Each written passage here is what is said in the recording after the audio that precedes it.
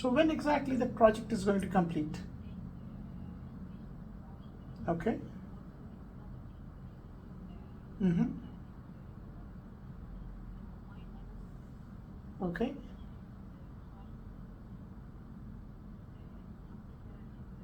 So you think it's going to take some more time? Thank you so much. Yeah, I really have finished my project today. Yeah, I'm done almost. Okay. See you again. Have a nice weekend. Take care. Bye bye. Bye. Ah, finally the work is done. But as usual, I think I have to stay back. I really don't know if I really leave early what exactly people will think. Maybe they will think that I'm not productive. I have, however, done all my work today. Anyway, let's continue to stretch some more hours. Who knows, if I really leave early, people might think I'm not productive. Let's continue. I think I should browse some different websites. Oh, that's something nice. I can watch that. Okay, that's interesting. Wow, Quad! there are some new informations.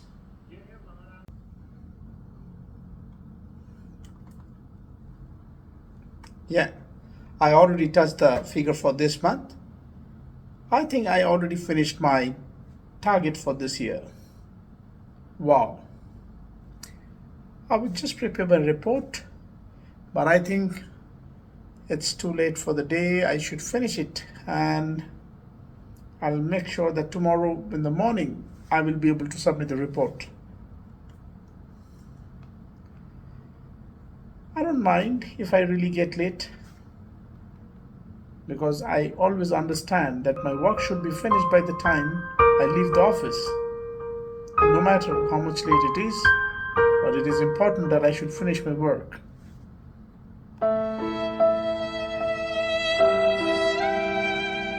Yes, it's done. Now I can leave for home.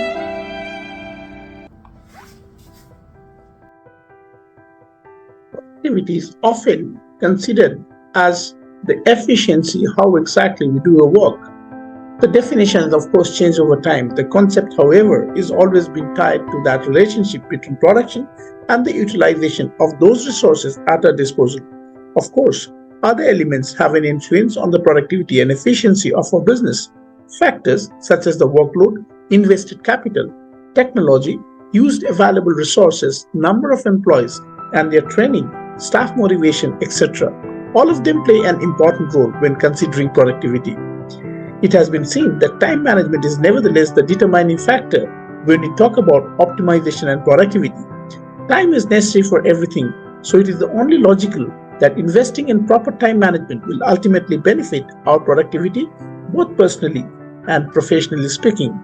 So, we are going to discuss all these things today in this webinar and understand that what exactly are the things we can do to become more productive and have a productive attitude towards life. Productivity is a state of mind which tells us that how efficient we are in our work. Most of the time, people often misunderstood that productivity means doing more in a less span of time. But in short, productivity is not only that how much you do in less span of time, but how much efficient you are in your work. Today in this discussion, during this webinar, we'll understand that how exactly one can become productive. Often we have seen that people always have a misconception that if you are giving more time behind a work and if you're always keeping yourself engaged, that means you are productive. And that is why we have often seen that people who are always sticking to their job, who are always hanging around a particular thing and take more time in doing their work, we often understand that the person is more productive. I can give you a quick example. Think of a film star who is actually making so many movies in a year, but none of the movies are so much successful in engaging the audience. But there are some film stars who make only one or two movies in a year, but those movies are really done in a detail and in a wonderful manner that it becomes a blockbuster of the year, and it makes a business which the 10 or 20 movies cannot even do. So you can understand the comparison itself. It is sometimes how efficient you do the work that makes the difference.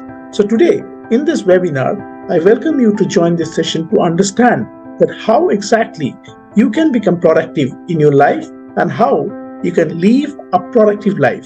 So without wasting much time, let's join into the discussion and let's listen what our guest speakers have to say.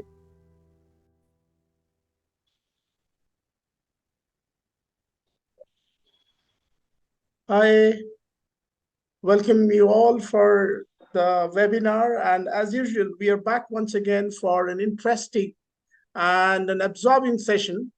As we promised last week that we'll be back for one more interesting webinar with the thought for food, something which really helps you to think positive and live positive. So what about living productively? Because we all want to live productively, and that is why today we have brought a topic which is very close to everybody, that is how to live a productive life. We know that today, in a world where there are every time, every moment, we have to face some challenge, we are definitely facing a difficult time in concentrating ourselves in our work.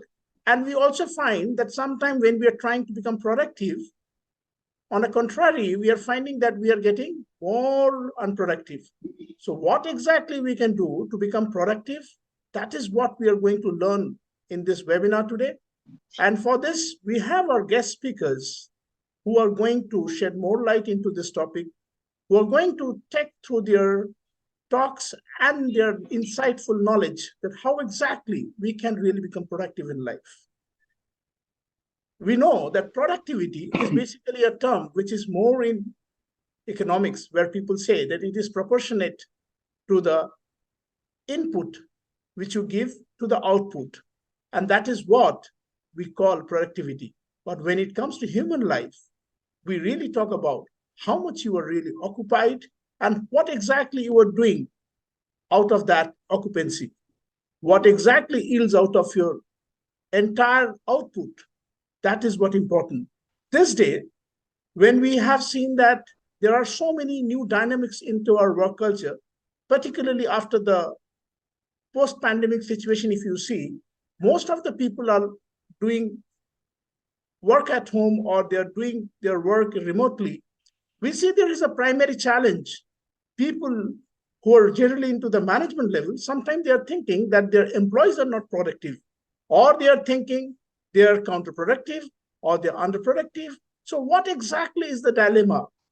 Is it really a question of productivity, or we are talking about a work life balance, or we are talking about a particular utopian culture which never exists? So we have to really get to the bottom of this fact and understand that how one can become productive in life. Of course, by understanding the meaning of productivity in the first place, and then understanding how to really implement the various tips and tricks, or maybe the steps how to really become productive in life. So I would really welcome my guest speakers today, and I will introduce them quickly. We have Mr. Arnab Boral, who is a facilitator, trainer, motivator, and a YouTuber. So I'm really glad that Mr. Boral is here today with us, who will be sharing his knowledge that how to live a productive life and how to make a difference in our life through the various techniques. Similarly, we have our next guest speaker, Mr. Sanjit Basu. Mr. Sanjit is a maverick person who has been training people for more than a decade now. It is close to 2 decades, which I understand. And Mr. Basu has already transformed many young budding talents, where he has already trained them wonderfully in public speaking forums. And he also is going to share his knowledge that how exactly one can become productive in life and what are the ways to live a productive way or in a productive manner. Similarly, we have a very young, talented speaker here. Her name is Mohana. Mohana is actually also a YouTuber, and she often comes with her sessions on motivation. So we'll also listen from her that what exactly she finds as a representative of Generation G, that what exactly are the techniques to become productive in life. So productivity is definitely an interesting subject, and that is why every time the employer, the business houses, they're always talking about, they always say that how much productive you have been throughout the day. You are working 8 hours, 9 hours, 10 hours, and 12 hours, but are you really productive? At the same time, we see that in countries, like in some of the countries, they have already made 4 days working. But are they really productive? And there are countries where people still are working 6 days. And sometimes they feel that all the 7 days they should work. But at the end of the day, what really counts is that how much productive you are. So it is something which is a debatable topic. So let's continue the debate. Let's continue the conversation with our guest speakers. So I would request Mr. Boral to make a start with his powerful speech so that we all can get a momentum to this wonderful show. Please, sir. Thank you, Mr. Das. Very good evening, afternoon, morning, wherever you are, to all the participants and the guests, as well as the audience.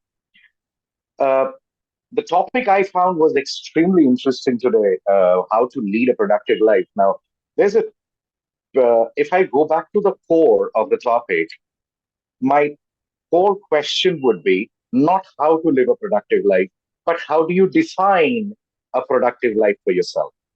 That's the first thing we need to understand.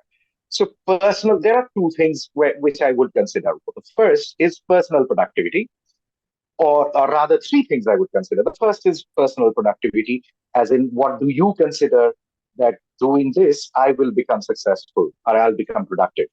The second is your corporate productivity, wherein how you think you are being productive at the workplace, how your team leader or your manager thinks that you're productive at the workplace.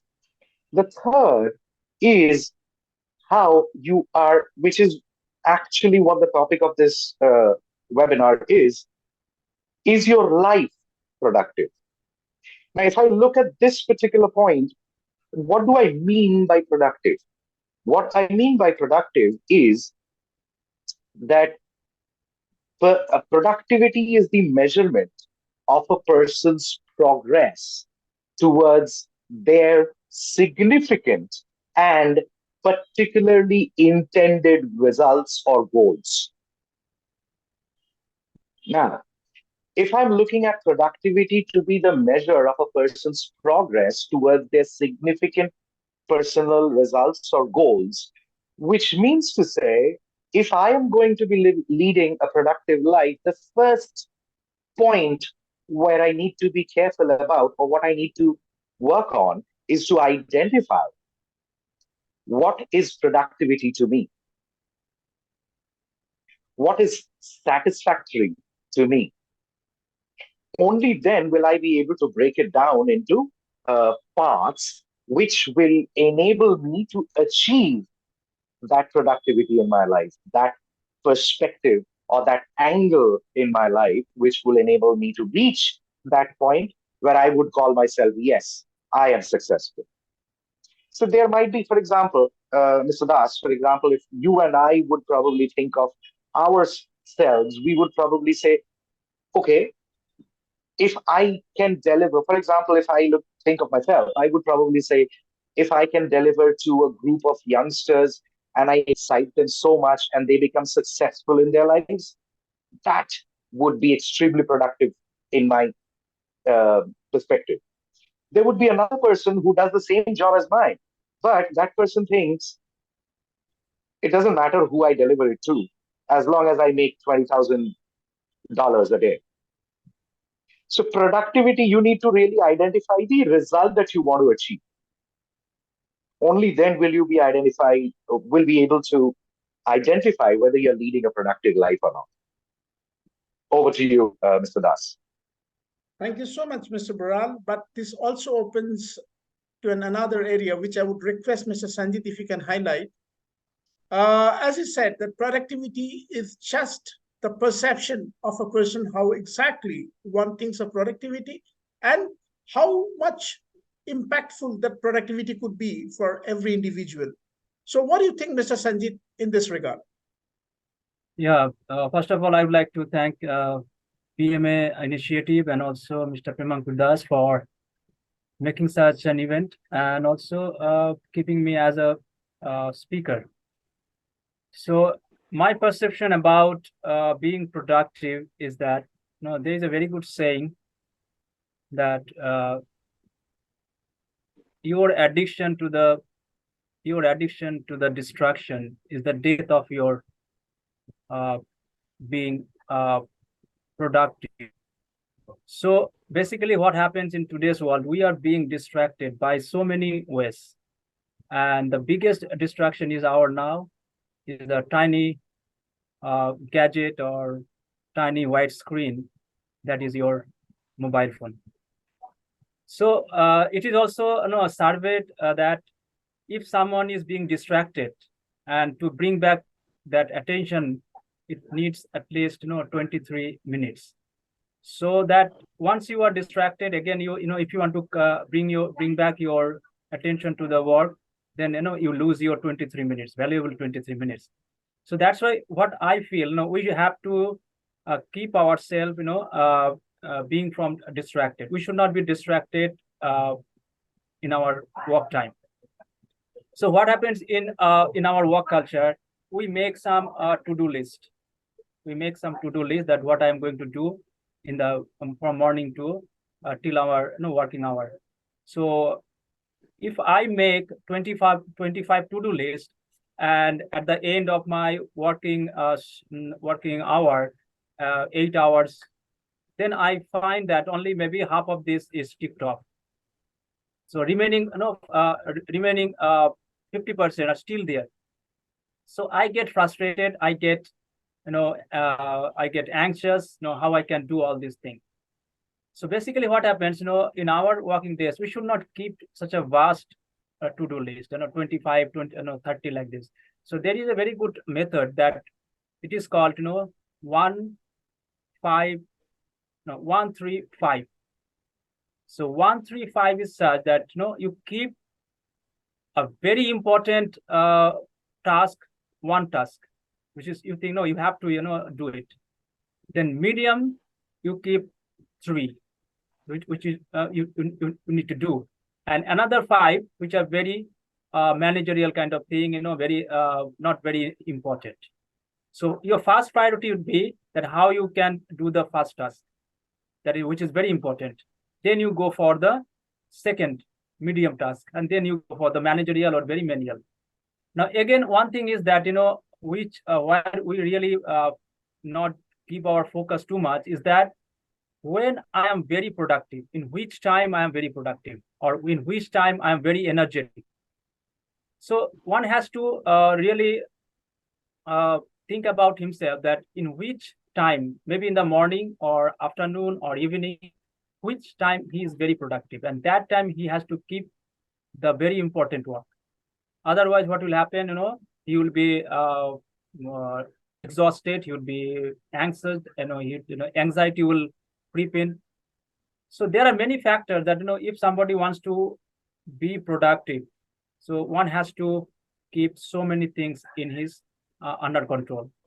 And as I told you earlier, that distractions out of maybe we can find 2 types. One is, you can say, internal distraction and external distraction. So internal distractions, which is under your control, which distraction you can control yourself, like mobile phone. You can put it in the silence mode, or you can switch it off for the time being, so that you can do your task. So this is under your control. And there are certain distractions which are not under your control. These are external control.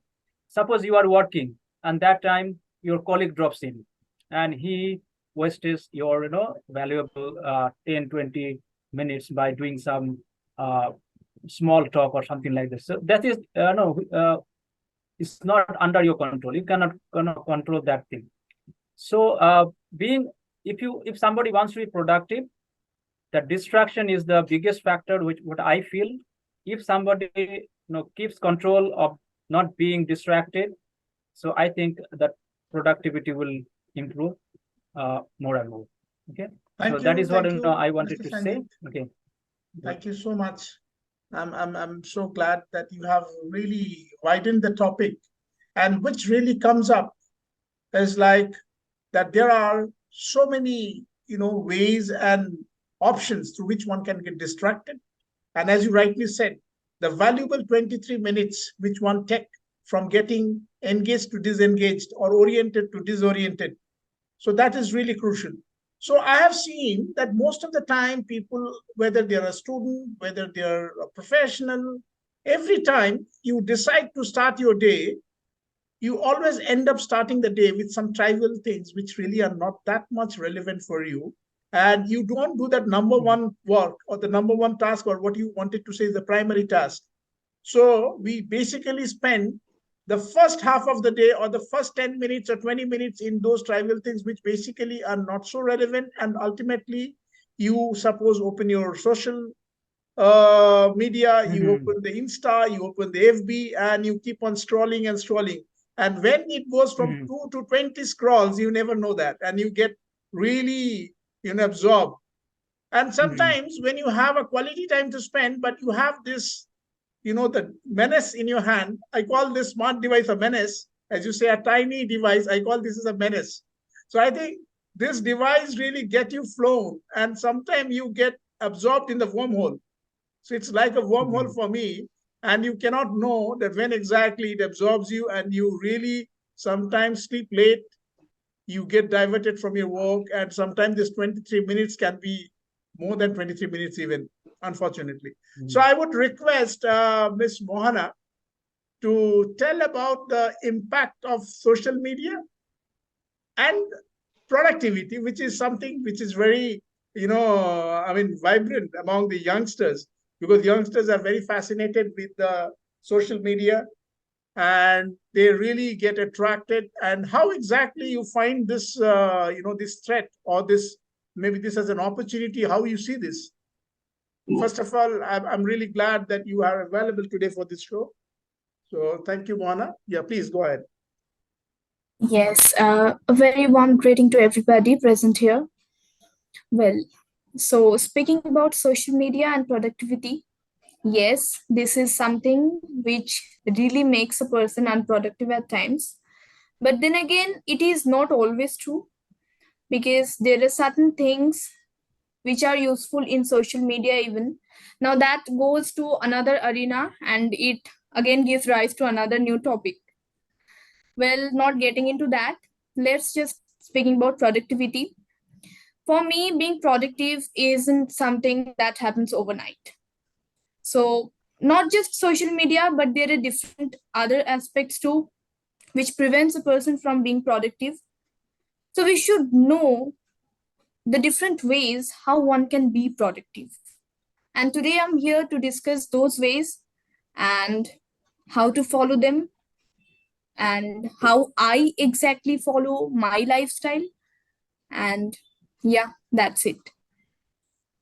Thank you, Mona. So we would definitely come back to you to know what exactly are the techniques you follow. And I'm sure our audiences would definitely take those, the suggestions as a takeaway from this webinar, that how exactly one can become productive. I will just quickly come back to Arnab sir. Arnab sir, if you can just tell me, like, you have been now almost more than 2 decades, you are into the training business. You have been interacting with so many C-suite level managers. You are talking with the directors, entrepreneurs, even employees in different segments, in different sectors. So how do you really tell people to become productive in the very first place? And then we would like to know that what exactly you suggest is the easy way to be productive in their work. Okay. So here's the first thing I usually suggest. I think I would go back to what Mr. Sanjit was talking about, which is basically classifying your tasks that are required.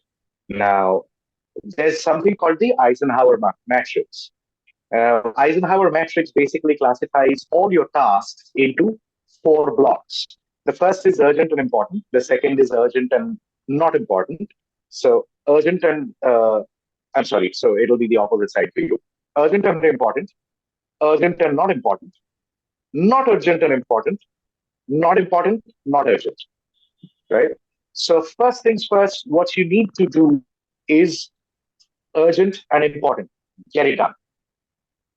Put them on your calendar first.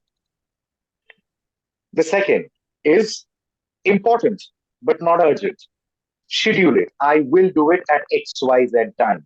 Now, if you mean XYZ time, mean XYZ time.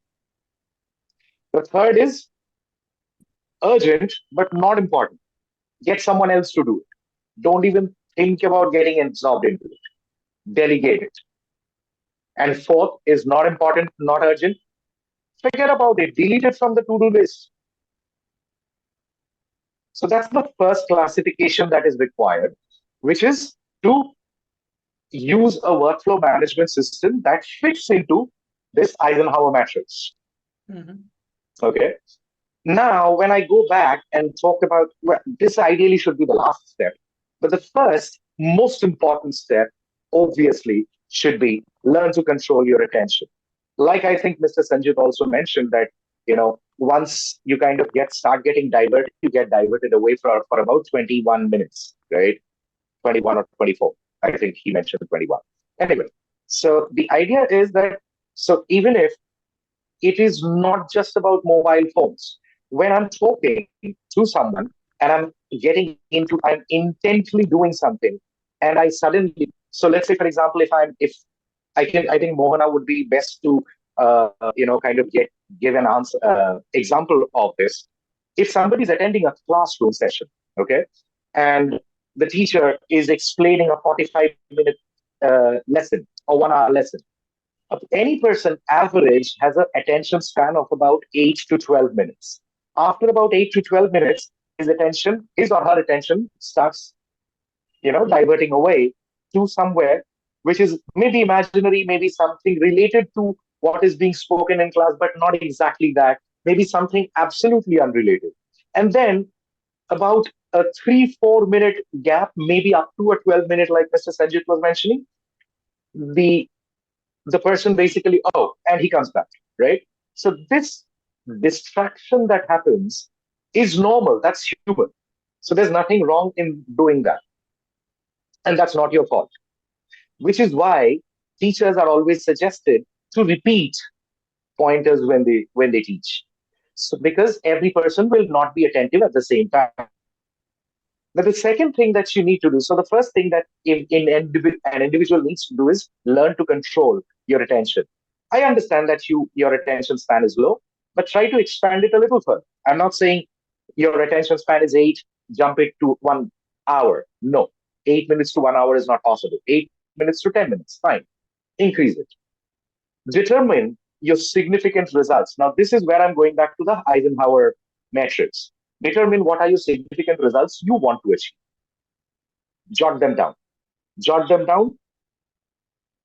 Now, classify them in terms of important and urgent, important and not urgent, urgent and not important and not urgent. And once you classify them, bring them onto your calendar in terms of with respect to your importance and urgency. Yeah. Now, once that is done, identify the necessary but not significant tasks. You have done that. Outsource the low importance tasks, which we've already discussed. Shift tasks to someday or maybe list. Someday, I'll do it someday, or I'll maybe do it tomorrow. That kind of thing. And maintain a workflow. This is the absolute basic structure of being productive. Over to you, Mr. Das. Thank you so much, Mr. Arnab. But that also gives me an idea that, as you rightly said, that sometimes when we have, certain work which are really sucking most of our time, and I've seen that especially those who are in the corporate lifestyle, they tend to do a lot of things, and unfortunately, their task list or the wish list get extended by the day progresses. Here is the point. That is exactly where it comes out of. Because in the corporate, it is not necessarily possible to always unitask. Exactly. I'm using the word unitask as a contradictory word of multitask, right? Yeah. So in today's world, people are so desperate, or rather, people are so forced to multitask that their results get scattered all over the place, and all corporates are in a firefighting mode. Exactly. Sorry to feel this, but that's the truth. That's the truth. Now, yeah, please. which is why it was very necessary to, it should be more like a horse. I mean, I'm sure you've seen a horse has pads on the sides of its eyes. Yeah. Why? Yeah. Blinkers. And why are the blinkers there? To make sure that he doesn't look sideways and go sideways, right? Absolutely. Which is usually what a cow or buffalo does. A cow or buffalo never walks straight. He sees something on the right and moves to the right, which is what happens to humans as well. Though we don't have eyes on the side, we look straight. But in our case, what happens is we get distracted with something that comes in between our tasks that we are currently doing, and we get distracted by that. Yeah. Right? So even if you're in the workplace, yes, people are talking about why can't you multitask, and managers are screaming at juniors, why can't you multitask? But the fact of the matter is, multitasking is killing your expertise. Absolutely. If you actually made sure that this gentleman or this lady completed what he was doing crisp, given, okay, so I have a 20-minute time frame. I'm saying a 1 hour time frame. Let's say a 1 hour time frame. I have 4 tasks to complete. I have to complete within 1 hour. I pick up the most important, finish it, and then move to the next one. But then I will have to make sure that I classify my time accordingly, not, multitask and spoil my life. So productive life is I just want to counter you here, Mr. Arnav. I really appreciate your suggestion, and I'm sure like people should be benefited by their advice. But what happens in reality, you also have experience, and everybody has experienced that what happens that in real life, though we want that we should really go in the proper organized flow, or we should really do these things, but unfortunately we were being put into a circumstance where we have to move out of our to-do list. Absolutely. And sometimes we cannot stick to our routine. Absolutely. Now here's the point. That is exactly my point. Now, if you had a to-do list where you had the important and urgent pieces first, you removed the not important and not urgent ones, yeah, and you are actually doing the urgent and important piece right now. Exactly. And like you said, something comes up which distracts me from there. Obvious, it will come. Now you get into that. I'm not saying that you will not. It's impossible for a human to not get distracted. Mind it. I'm not saying that's, you will have to make sure you don't go there. No, because it's not possible for any human being to do that.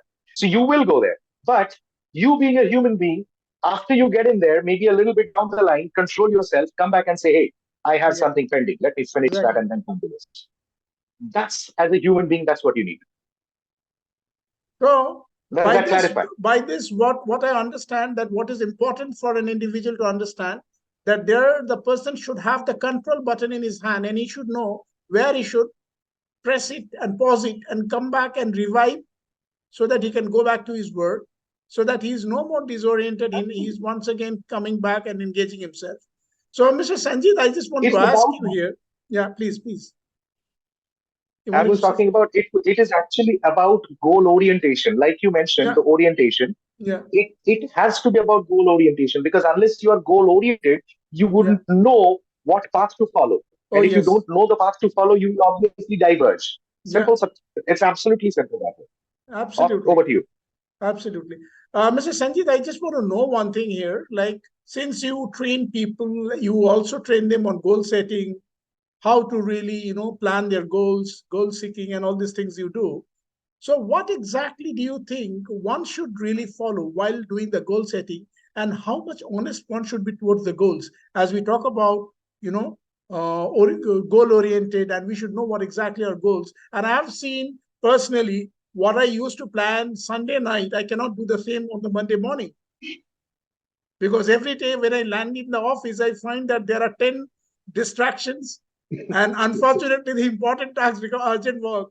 And I get flown. And when the Monday has passed, I don't even know. And gradually it cascades for the next day. And I still find the work which I've planned during the Sunday night remains once again to be pushed for the next week, so that it's one more lagging, and the work pressure simply keeps on piling up. And at a point, what I find that the stress factors also increases. Although I train people on stress management, but I personally also face this challenge. I do something which I will be sharing with you, but before I would like to listen that what exactly you do as a trainer when you train people on goal setting, and how exactly or how honestly you teach them to become dedicated or honest to their goals.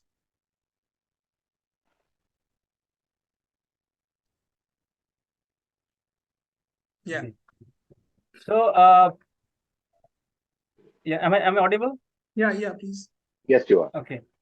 So the thing is that you see, there is a very good saying that morning shows the day. This morning shows the day. So when you woke up from the bed, that first hour of your day is very, very important, and that really keeps you, energetic, keeps you optimistic, keeps you motivated to do something. So if you are not doing something good in the first hour of your morning, that is when you woke up from the bed, that really lingers throughout your day. So that's why what I basically do is that there is a famous book called that I'm just forgetting, Miracle Morning, I think. Miracle Morning. In that book, the writer said something very important. That is, 20 minutes rule, or you can divide it 20-20-20.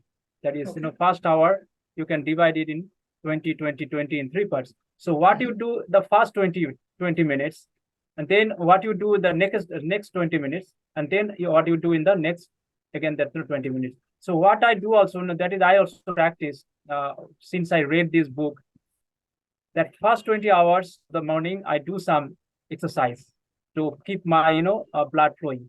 So I do some exercise, then I do some meditation, and then I read something which is very, positive, something very motivated. Mm-hmm. And that really gives me the energy to carry all the things, in my day. And one thing also that, we have a common misconception that if you spend a maximum hour at your desk, that means you are more productive. So this is also a misconception. That what happens, you are sitting at the same place for 4 hours, 5 hours at a stretch. So you are not giving 100% there. So then again, there's a very good technique. I think all of you know that is Pomodoro. It is just called that. So after doing some work for half an hour, you take a break of 5 minutes. Exactly. Okay. So that is also I practice in my life also. I don't do anything at a stretch. I do for maybe 1 hour. Then I give a break of 10 minutes. I do something. Maybe I have a cup of coffee or cup of tea. Then maybe I chit chat with somebody. Then again I come back to my work. So that gives me the motivation to do some work and coming out from my monotony. That is. I think that is very interesting, and I'm sure we would all love to follow that. There's something I would love to add here. Like Mr. Sanjeev said, there's something. Like you mentioned that I've spent some time with Infosys Technologies, and of course, the gentleman I absolutely respect is Mr. Narayan Murthy. Mr. Murthy said one thing once, very, very, very, very appropriate for what Mr. Sanjeev just said, which is that if somebody it was about workplace management and time management and stuff like that. So where he said, everybody has been given an 8-hour time frame to be in the office. If somebody is staying beyond 8 hours in the office, then he's not it is not that he's working great. There is definitely a problem. The manager needs to go and figure out, or that person himself needs to figure out that I have a problem. I'm not being productive enough. If I'm productive enough, I should be finishing my responsibilities within 8 hours and go home. Absolutely. So if you are not finishing your responsibilities within the allotted time, there is definitely a problem. Understand that and take action. If you need, please take help of a senior, of a consultant, of maybe a guru. I don't know, whatever.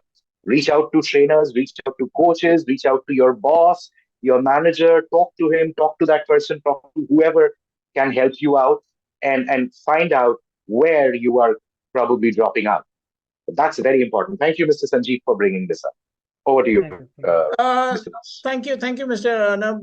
Thank you, Mr. Sanjit as well. But then I want to also highlight one more fact that there are smart people in the industry, and there are people who are very innocent, who always get cornered with the typical corporate work culture. When I was basically working in India, I used to think that it is always the Indian culture to always stay back, long hours in office. But when I also came back out of India and I went to different countries in different strip of Africa, Dubai, Europe, I also saw that there are two mixed groups. Of course, there are people who used to think that you should be very productive, but at the same time, you should also make a dent in your entire day and make sure that you are really getting that impact and doing the productivity or getting the productive things done. And there are people who used to think that you are productive or unproductive, you make sure that you stick with your chair and you are visible in the office. And the more you are visible, the more you are loyal to the company. And to a certain extent, I was also a victim of that at some places. And I have seen myself stretching beyond hours to make sure that I'm really not out of the clan. I'm really in the comfort zone where exactly people try to be a part of the tribe, that everybody is holding back, stretching back, just to make sure that they are basically visible in the office. And then there was a time when I was also trying to, make a breakthrough and just trying to understand that why should I stay back? Because I understood that what exactly the psyche of the so-called managers or the so-called owners, and maybe there is a huge communication gap, which basically is being brought in this way, that if you are really working longer hours, you are more productive, which you have rightly said. But it is majorly sometimes the culture. It is majorly sometimes the mindset which is around the principles. So we have to understand that if someone is finishing his job and is leaving his desk by 5 p.m. or the 7 p.m. time, and if he is going for his personal life, so nobody should really raise a question thinking that he's leaving early. Because we have to understand that when we talk about work-life balance, so I think it starts from here, that if you're really not thinking that the person who clocks on time, he should also clock out on time. If he's clocking in the right time and he's clocking out on the time, it is the responsibility of that department to ensure that how well we are engaging that person. And if we have a proper mechanism to engage that resource, we automatically will know that whether this person is productive or not. So I think absolutely. It is just not only, it is just not only an individual's wish. Everybody wants to leave, go in time and go out of time, but sometimes they cannot. And certain cases I've also seen that people are really getting burnt out. I will actually take up this pointer here, Mr. Das. I will actually want to take up this pointer because there's something which I recently faced. I actually was at a training session for a corporate, and I was approached by a couple of new joinees in the group, the training batch. And both of these gentlemen walked up to me, young people, absolutely young, fresh out of college, straight in, and they were placed into this orientation kind of program, which was a management orientation program. So anyway, so the thing was that these two gentlemen their problem that they were facing is that they have, both of them have a CSE, BTech in CSE, a computer science degree. Yeah. But their core interest areas are something else. However, the organization has picked them up because of their strength in that, but the organization has placed them currently to work on some other software backend. Yeah.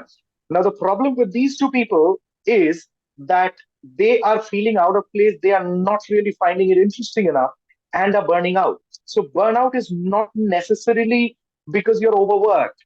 Burnout is also because you're not enjoying what you do. Over to Or you. I can say that it is because they are not engaged properly. The talent is not engaged Absolutely. properly. So that is also one of the reasons that why someone is not productive. So when we are engaging a talent, or we are recruiting someone, or we are trying to find a resource, we have to make sure that we have a proper job role defined for that person. Otherwise, we are setting him to fail. With time, that person Absolutely. will fail. So you see, here also I want to say something that Mr. Arnav said, that burnout is not that because of due to your work. It happens because of you are not interested in the work. So Oh, same thing yes. happened with me also. I'm also a victim of this. Once I joined an educational institute as a trainer. Okay. So they told me, look, you have to train certain people in our company, or maybe some attendees, or some newcomer. So I joined that on that basis of giving the training. But after a few months, they told me that now you have to bring students for the educational institute. So now your job would be to convince the people to join certain courses.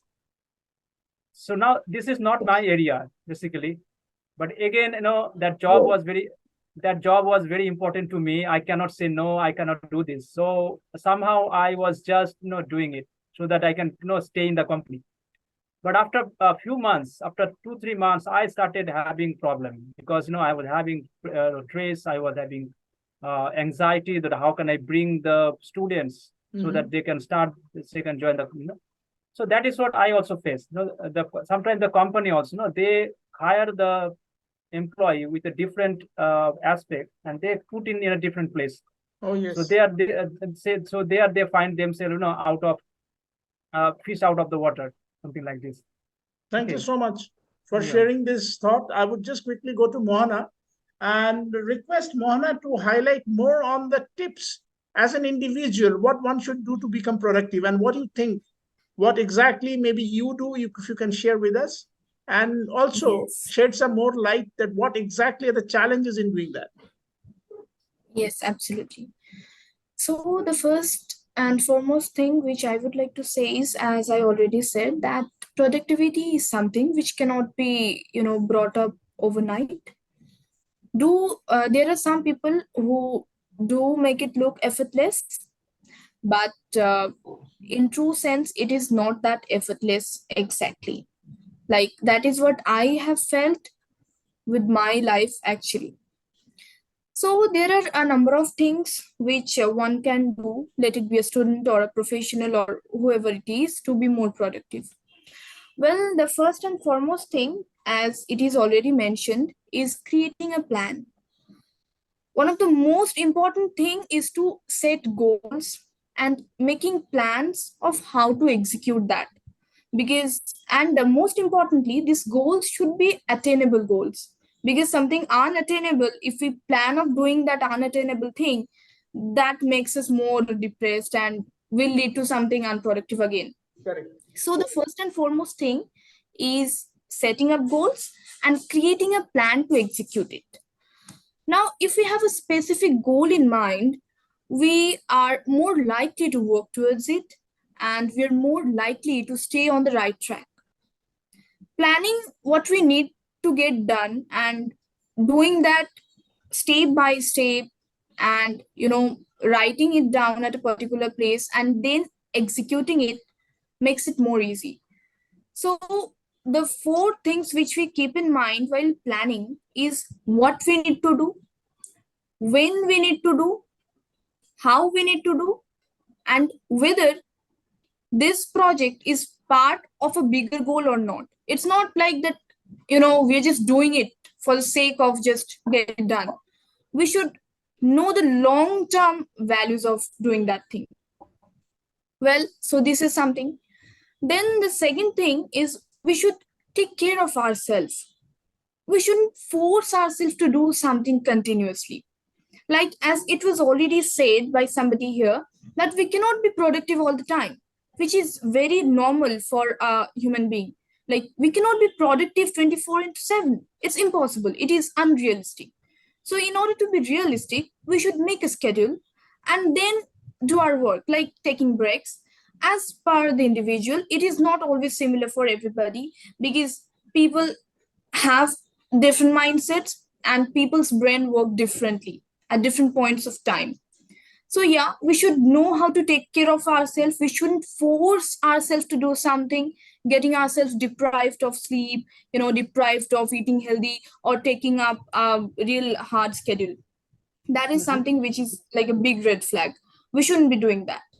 Then the third thing which we need to keep in mind is how to fight procrastination, which is again something very deadly.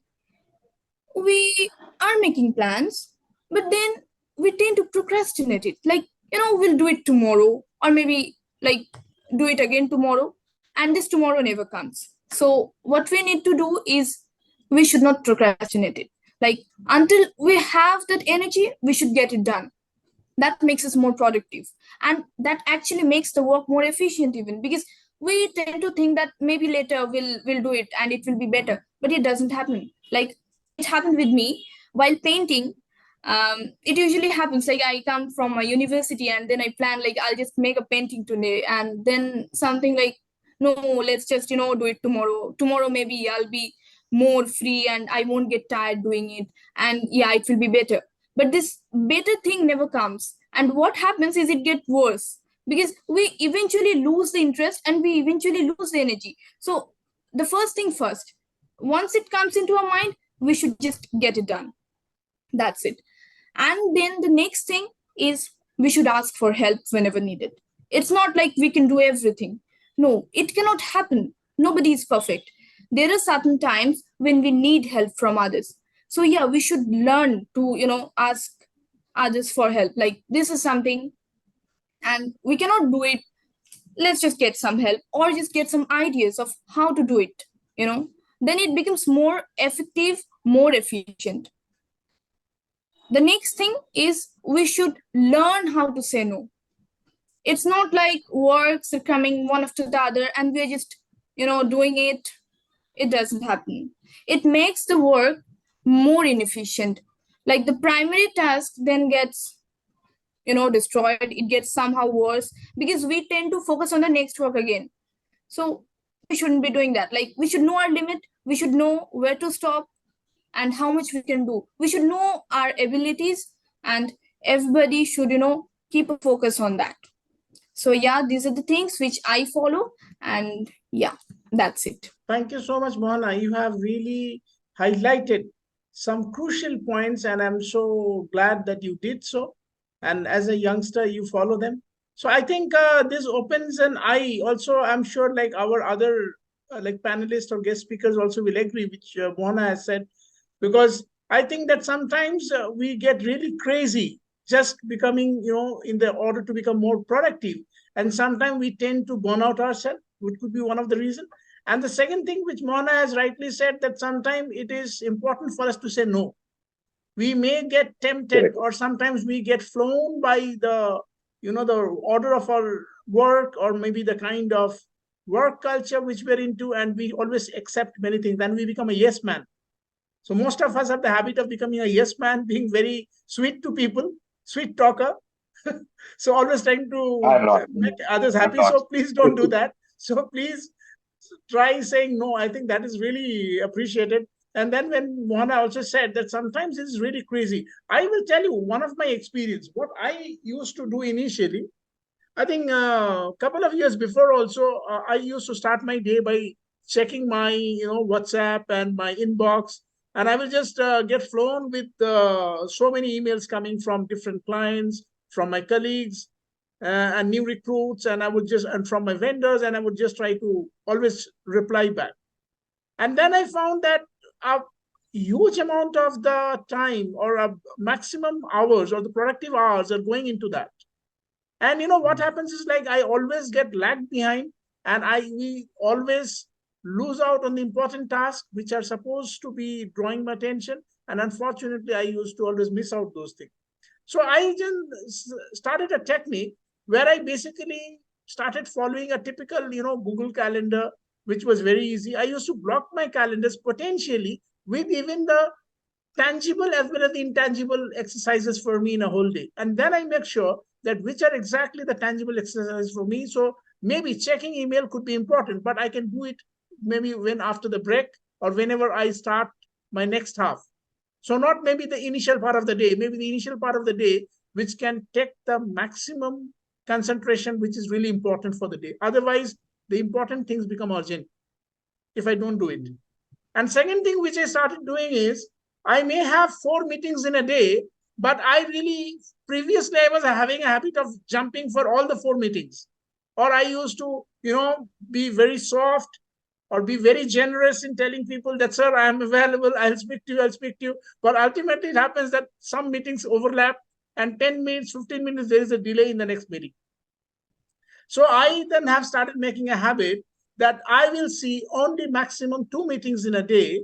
And no matter how important that client meet or that particular vendor, I will always try to do it in the next day. And so maybe my weekend, before I go for a weekend, so I would make sure that I really have a calendar for the next week. And then I always leave one day. So I always keep a buffer now.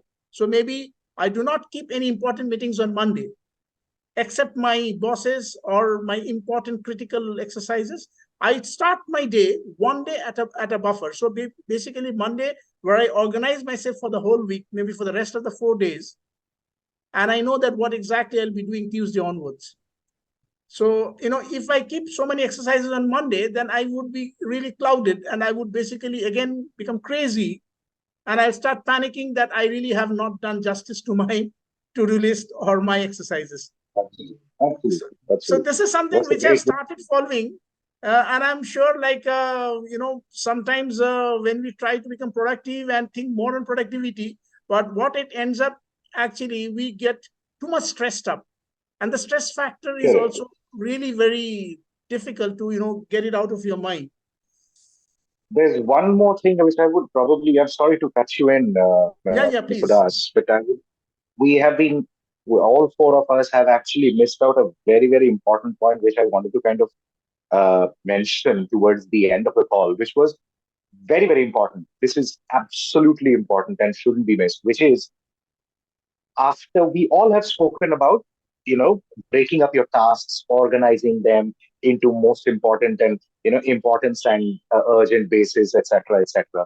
But what we haven't talked about is this: reward yourself for every small completed task. Exactly. It doesn't matter how small the reward is. Yeah. Have a candy, for all you know. Yeah. But Absolutely. make sure that, these small rewards go a long way.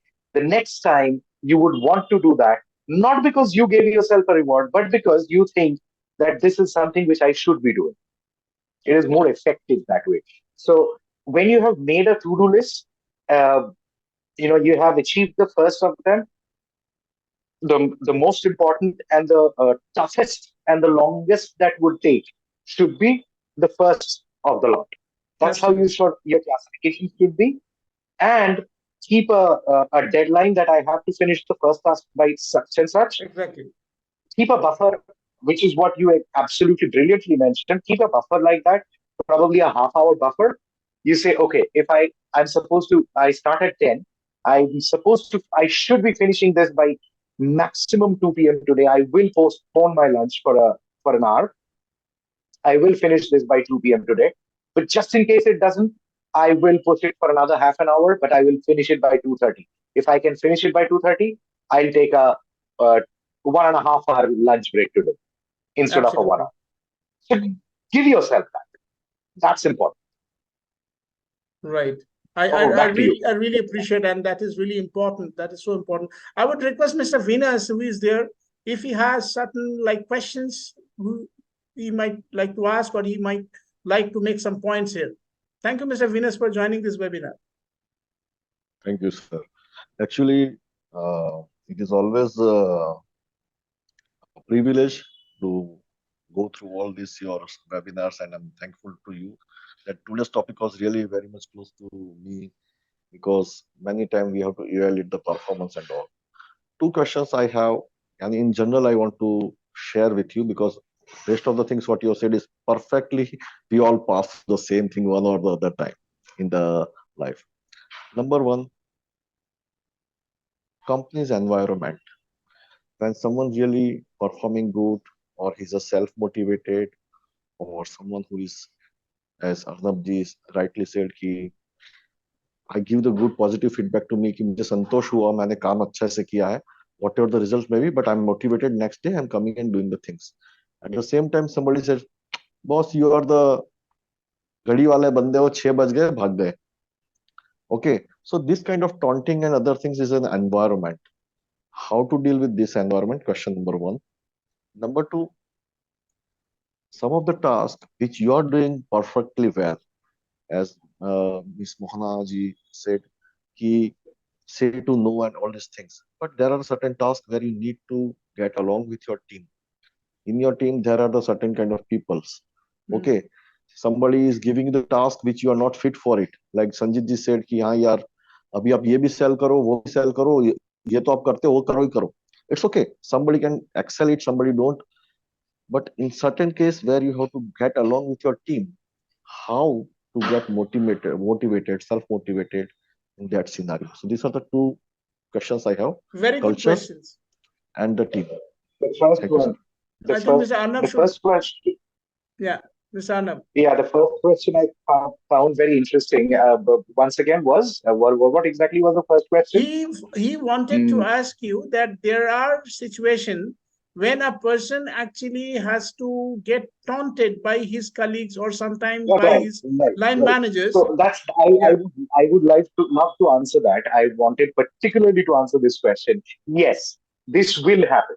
I mean, be assured this will happen, because if there is a culture in the organization of staying back, this will definitely happen. And unlike professional organizations where, if you don't leave the seat, the next shift guy cannot come in and occupy that seat. So that's a different story. But yes, in most scenarios, what you said is absolutely correct. And in such scenario, this is what I would respond. Believe me, my stuff is all done, and tomorrow's stuff is yet to come. So I would prefer to spend the rest of my time with my family. So thank you very much. It's your flaw that you have not finished your responsibilities as yet. Want help? Let me know. I'll probably calendarize a little bit of my extra time tomorrow for you. I also be taunting enough towards it. That Over is to you, that is Mr. very, Das. very gentle and a very polite way to do so, and a very witty answer. But at the same time, I would also add on here that it also has happened with me, and it happens with me. And whenever it happens, I always make sure that I have my, the answers ready. And the best thing is when you can always tell them that, see, I have already ticked all my check boxes for the day, that I need to restore myself so that I come back with a better energy tomorrow. And I believe that I also have a personal life. So I think this should be very much clear, even to your upline, that you have a personal life. Like you can, you can love your job, you can love your profession, but there has to be something even out of your job. So that thing should be, because it's all about your self identity. It's all about the courage to speak out. If you do not speak Very out of simple, very yourself, simple point. exactly. Very simple points here, Mr. Das. Yeah. Why do I go to work? Okay, I'm passionate about training. I'm passionate about selling, whatever I'm Yeah. passionate about. I go to workplace not because I want to spend my life at work. I go to the workplace because of two primary things. One, I have to back up my food factory, my bed factory, and my house factory. The fourth and most important thing is I go to work because I want to make up enough money so that I can take holidays. Absolutely. Now that holiday is important to me. I earn not because I want to, I want success for your organization. I earn because I want success for myself as well. So that needs to be an identity. It's not just the organization, it's also me.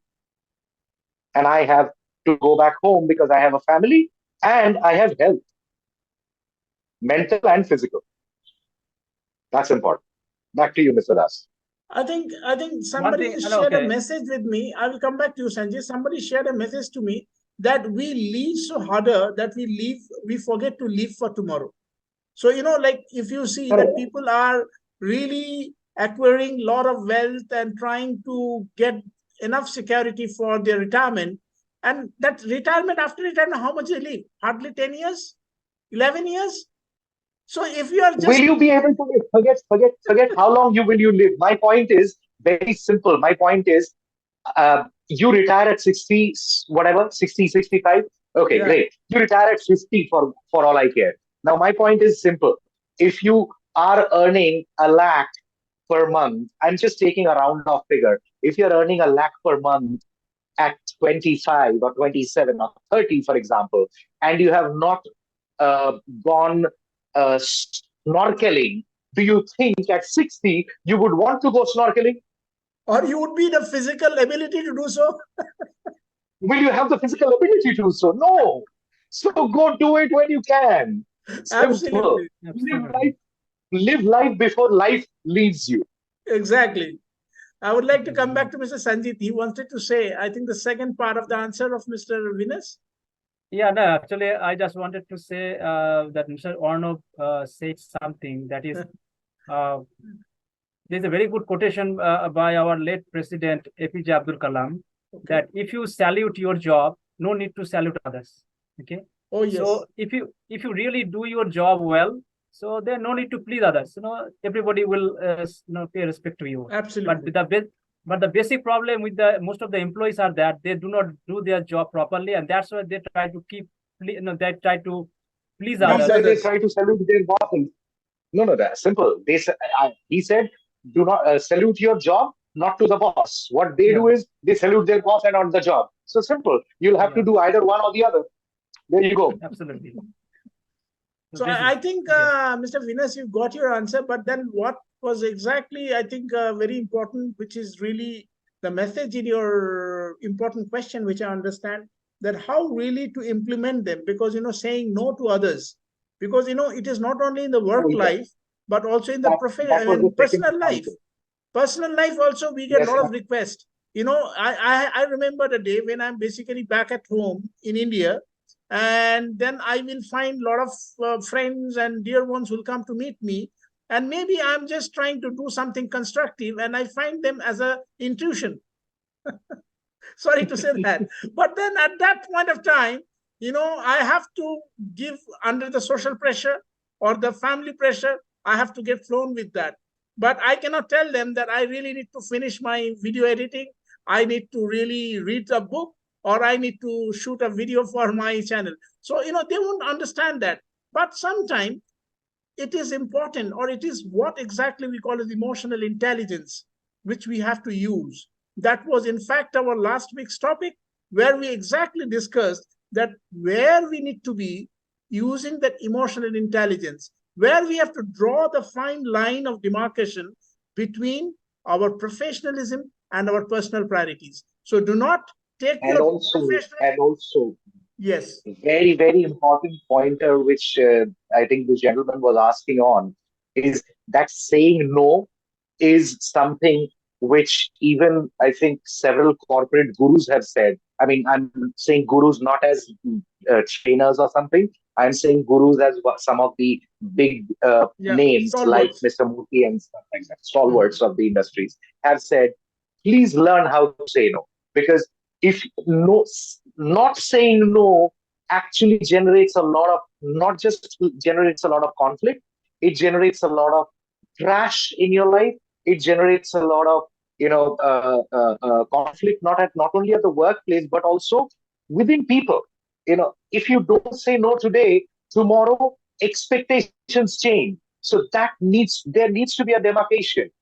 Saying no will ensure that tomorrow the other person will actually respect your privacy. Absolutely. I have done that. I mean, there have been scenarios. This is an example, a brief one. I will like to share it.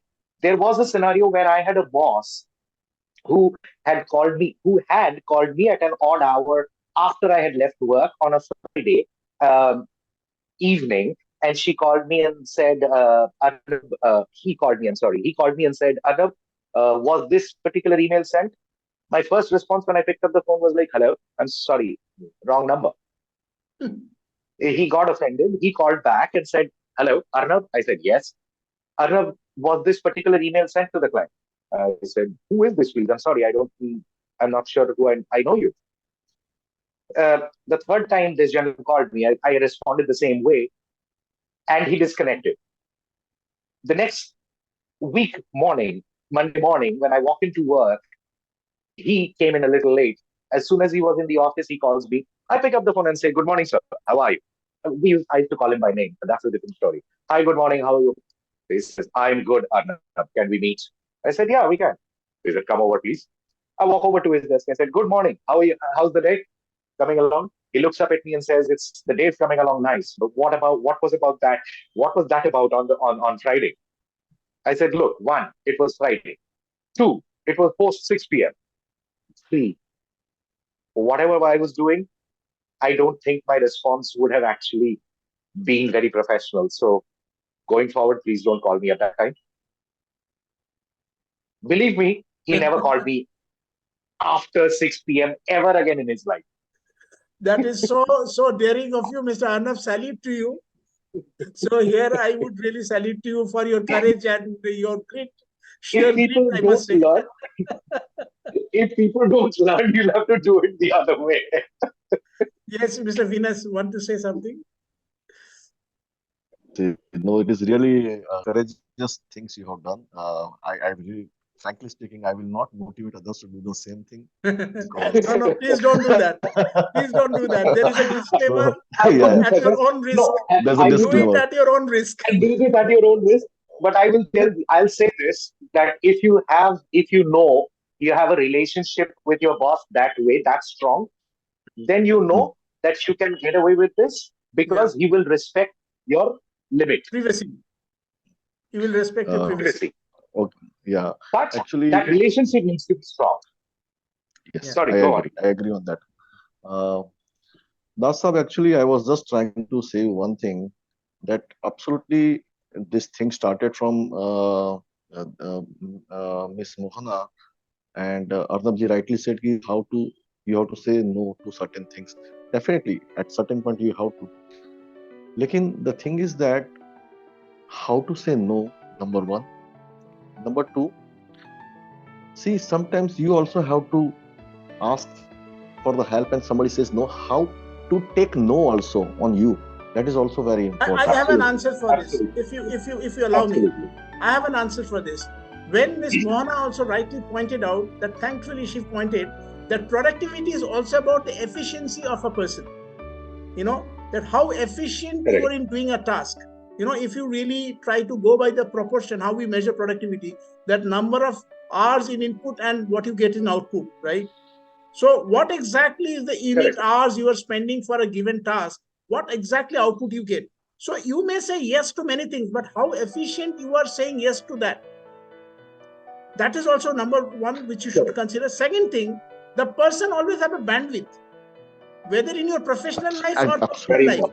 Now the point is, you have to establish this fact to your boss or to your manager or to your colleague or to your dear one, that you have a bandwidth.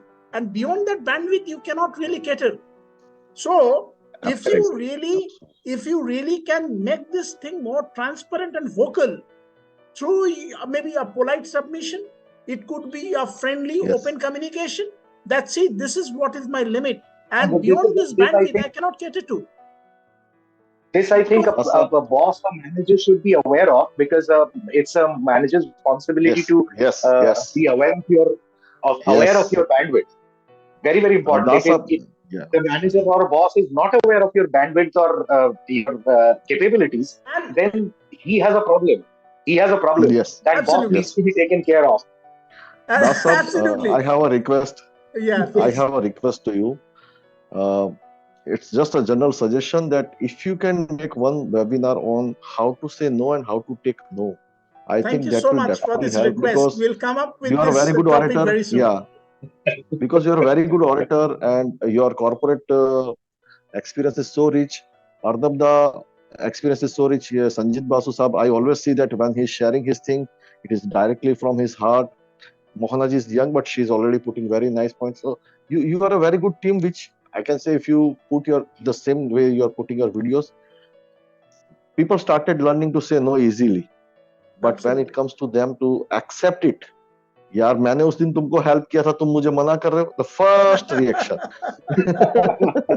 Sentiments, Really? sentiments. Yeah, Let's not have any if, hard if, if feelings. you, yeah, absolutely. So please take it on this one if you get some time. I Yeah. think that was my suggestion, and the rest of the things are quite okay. And I would actually, I just drove for quickly come 200. back to Mohana, because Hmm. Miss Mohana only raised up this point. How do you say no to your peers, your family members, and when we request you doing so many things, and how exactly you say no? Means, how do you say no to your people?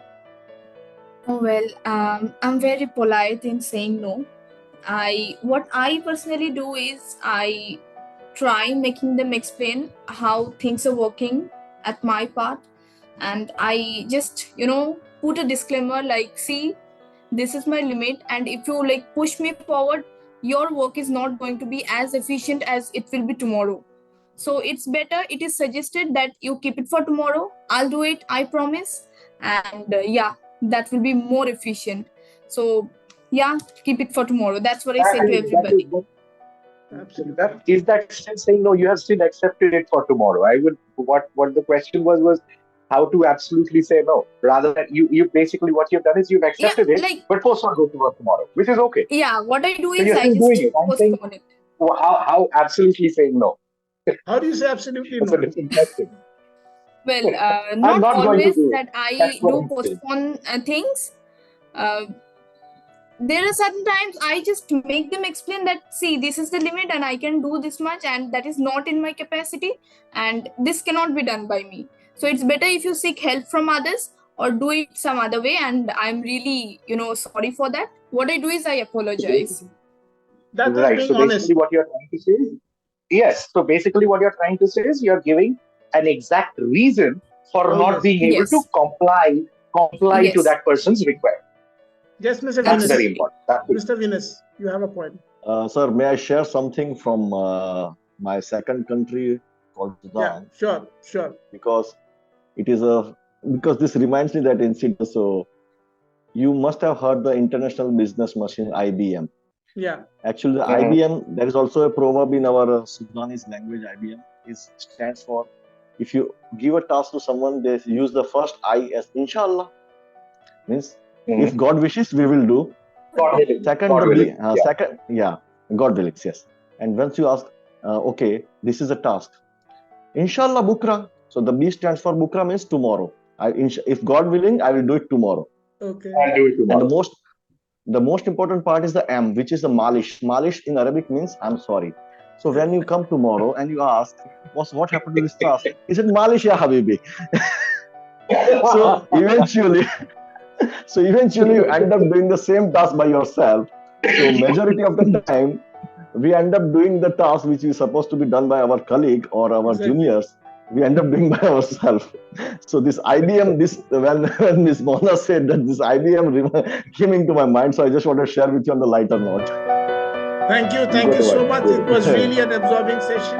We have already crossed our time limit, but then we will keep on this kind of interactions. Thank you, Mr. Arnab. Thank you, Mr. Sanjit. Thank you, Mr. Vinas, Ms. Mohana, for being a part of this webinar. And we will be also having a relay telecast as usual tomorrow in the YouTube of this entire webinar, so that people who have not been able to join, they can also get benefited by this wonderful talk. And we'll be back once again for the next week for some interesting topic. So be with us, stay tuned, stay positive, and stay listening to PMA webinar. Thank you. Thank you. Thank you very much, ladies and gentlemen.